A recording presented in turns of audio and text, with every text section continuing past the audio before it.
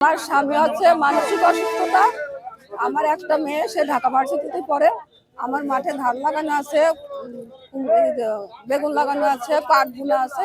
আমার এখন তেল লাগবে, আমার আসতে হয়েছে। আমি হচ্ছে সকাল 11টার দিকে আসছি। আসে মনে করেন যে মাগুরা যতগুলো পাম্প আছে সবগুলো পাম্পে গেছি, কোনো পাম্পে তেল নাই। এক পাম্পে 2 ঘন্টা 3 ঘন্টা করে দাঁড়ায় রয়েছি, বলতেছে তেল নাই। এখন আমাদের হচ্ছে পাট বুনতে হবে, পাটে সেচ দিতে হবে। এখন সেচ দিতে হলে তো অবশ্যই মনে করেন যে তেলের প্রয়োজন, কিন্তু তেল পাওয়া যাচ্ছে না কোথাও। এই যতগুলো পাম্প, কোনো পাম্পেই নেই। প্রায় 4-5 ঘন্টা এসে দাঁড়ায় আছি এখানে। তেলের জন্য তেল পাচ্ছি না, তেল দিচ্ছে না। ধানের যে অবস্থা তাতে অত্যন্ত মানে জরুরি অবস্থায় পানির দরকার, কিন্তু তেলের অভাবে স্যালো চলতেছে না। আমরা তেল নিতে আইছি 4টার সময়, মেলা পাম্প ঘুরেছি, তেল পাই নাই।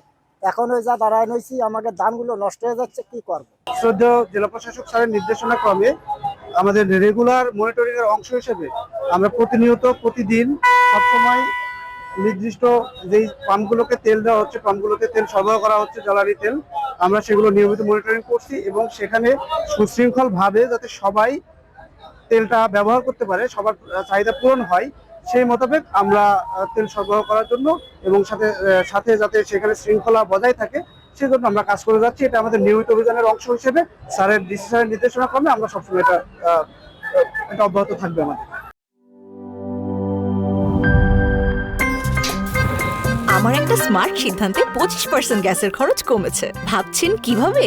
সাধারণ গ্যাস স্টোভ বদলে আমি এনেছি আরএফএল গ্যাস স্টোভ। এর সাইন্টিফিক নজল ও ব্রাস বার্নার ক্যাপ সমানভাবে তাপ ছড়িয়ে রান্না করে দ্রুত, তাই গ্যাসও বাঁচায় 25%, টাকাও বাঁচে 25%। আরএফএল গ্যাস স্টোভ নিরাপদ ও গ্যাস সাশ্রয়ী।